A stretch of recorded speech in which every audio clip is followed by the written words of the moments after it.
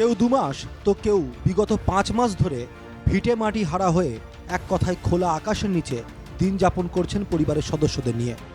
গঙ্গা গর্ভে সর্বস্ব তলিয়ে যাওয়া এমন পরিবারের সংখ্যাও নেহাতি কম নয়। সব মিলিয়ে প্রায় শতাধিক পরিবার বর্তমানে রয়েছে এমন দুরবস্থায়, যাদের মধ্যে কারো ঠাঁই মিলেছে এলাকার বিদ্যালয়ে, আবার কেউ সপরিবারে দিনের পর দিন পড়ে রয়েছেন নিকট আত্মীয়ের পরিজনের বাড়িতে। এমতাবস্থায় নেহাতি দুরাবস্থার মধ্যে দিয়ে দিন যাপন করতে হচ্ছে মুর্শিদাবাদে শামসেরগঞ্জ ব্লকের চাচণ্ড লোহরপুর গ্রামের বাসিন্দাদের। আপনার ঘর কবে তলিয়েছে? আমার ঘর প্রথমে তলালছে। একদম প্রথমে? হ্যাঁ, প্রথমে আগে। কোন জায়গাটায় ছিল আপনার বাড়ি? আমার ওই জায়গাটা বাড়ি ছিল। আচ্ছা, তখন মানে কি বাড়ির মধ্যেই ছিলেন না বাইরে কোথাও? বাড়িতে ছিলাম।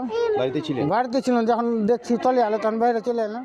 বাড়ি ঘর কি জায়গাটা তো দিতে পারবে না। ও বলছে কোথায় পাবো, যে কোথায় থেকে আমি দিব? আমার কি বাপের ঘরে যে আমি দিব? কে বলছে? মেম্বার বলছে, আর কেউ বলছে। তো কোথায় পাবো? তো কোথায় পাবে? আমাদের বাড়ি ঘর চলে গেছে, জায়গা জমি চলে গেছে, তো আমরা কোথায় থেকে করব ছোট বাচ্চা কাচ্চা নিয়ে? এখানে 4 মাস হয়ে গেল।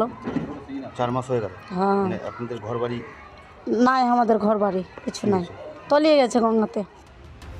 ভাঙনে ক্ষতিগ্রস্তদের সরকারি সাহায্য দেওয়া হয়েছে বলে দাবি স্থানীয় জনপ্রতিনিধির। বিষয়টি নিয়ে পাল্টা তৃণমূলকে কটাক্ষ করেছেন বহরমপুরের প্রাক্তন সাংসদ অধীর চৌধুরী। লোহরপুর শিকদারপুলিয়ায় প্রায় 200খানা বাড়ি তলিয়ে গেছে। তলিয়ে গেছে? তারা এখন কোথায়?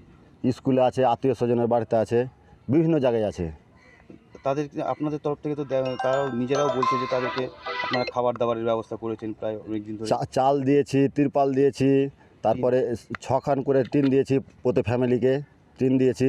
তারপরে যতগুলো বাড়ি পড়েছে তাদের 1,20,000 টাকা করে রেমান্ড, যেটা মানে স্কিম আছে, ওতে সবারই নাম ভরা হয়েছে।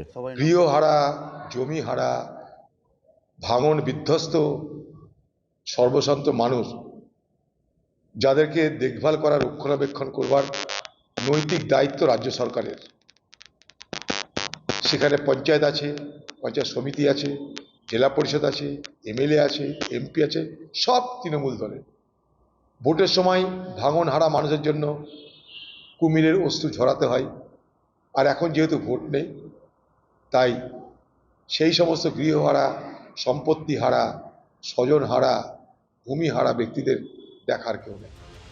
ভাঙন প্রতিরোধে কাজ চলছে, কিন্তু তা কতটা স্থায়ী হবে তা নিয়ে প্রশ্ন উঠছে বিভিন্ন মহলে। মুর্শিদাবাদ থেকে বিনয় রায়ের রিপোর্ট, NKTV বাংলা।